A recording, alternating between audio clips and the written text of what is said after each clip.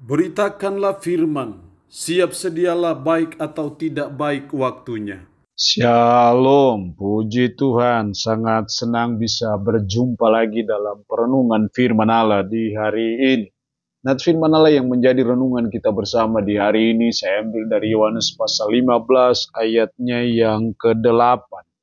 Firman-Nya berkata demikian, dalam hal inilah Bapa-Ku dipermuliakan, yaitu jika kamu berbuah banyak, dan dengan demikian kamu adalah murid-murid-Ku.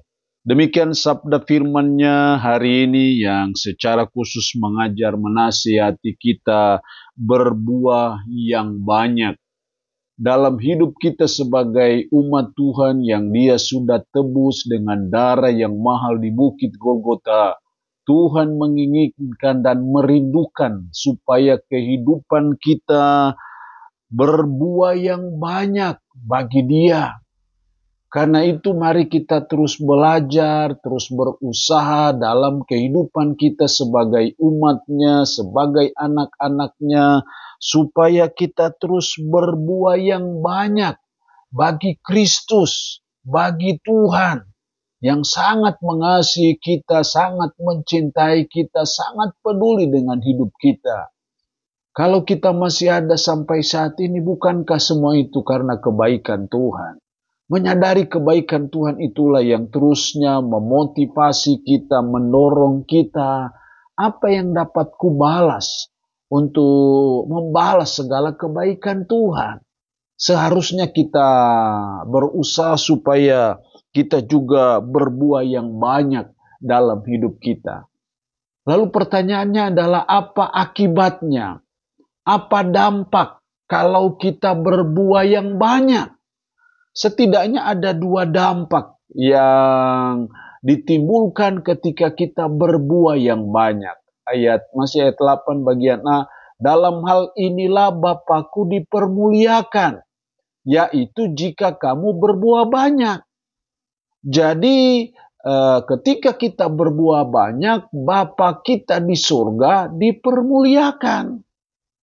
Dengan kata lain, kalau kita berbuah banyak, maka dampaknya, akibatnya, Bapa kita dipermuliakan. Allah kita yang mengasihi kita di dalam Tuhan Yesus Kristus itu dimuliakan. Nah, makanya betapa pentingnya terus dalam hidup ini kita terus berbuah banyak. Kalau berbuah artinya bahwa kita selalu mengusahakan kebaikan untuk orang lain, dan demi kebaikan untuk orang lain kita mau rela berkorban. Itu kan kasih, dan kasih itu wujud dari kita sedang menghasilkan buah. Jadi kita belajar dalam hidup ini supaya kita selalu hanya berbuat kebaikan bagi sesama. Karena itu salah satu parameter indikator kita berbuah yang banyak.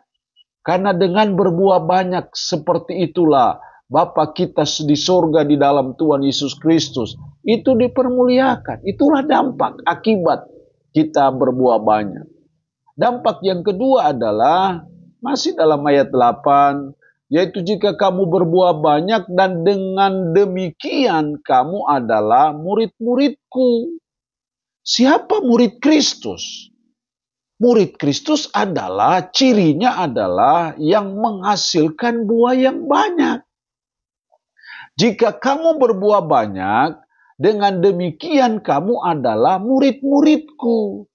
Jadi murid Kristus tidak dilihat karena dia pakai kalung salib. Murid Kristus lebih dilihat dari apakah dia berbuah banyak atau tidak. Itulah ciri murid Kristus yang sejati, murid Kristus yang sesungguhnya, yang sebenarnya adalah yang berbuah banyak. Seringkali kita belum masuk kategori murid Kristus. Kita hanya sekedar simpatisan saja. Karena itu tidak heranlah kehidupan kita tidak menghasilkan sesuatu. Tapi saya percaya ketika kita betul-betul seorang murid Kristus yang sejati, maka salah satu parameter dari murid Kristus yang sejati, dia berbuah yang banyak. Jadi mari kita terus belajar dan berusaha supaya Tuhan dapati bahwa kita berbuah banyak dalam hidup kita, maka dampaknya Bapa kita dimuliakan, tapi itu juga menunjukkan bahwa kita adalah murid Kristus yang sesungguhnya. Allah yang punya firman ini memberkati kita dengan firman-Nya di hari ini. Amin. Mari kita berdoa. Puji syukur untuk firman-Mu hari ini. Tuhan tolong kami supaya kami berbuah yang banyak. Karena itu berdampak Allah dimuliakan, tapi juga menunjukkan bukti bahwa kami adalah murid Kristus. Roh-Mu yang kudus tanamkan, meteraikan firman dalam hati dan pikiran kami, mampukan kami untuk bisa melaksanakan firman ini dalam hidup kami sehari-hari. Berkat Tuhan bagi umat-Mu yang mendengarkan firman Tuhan di hari ini. Dalam nama Tuhan Yesus kami berdoa. Amin. Shalom. Tuhan berkati kita dengan firman-Nya di hari ini.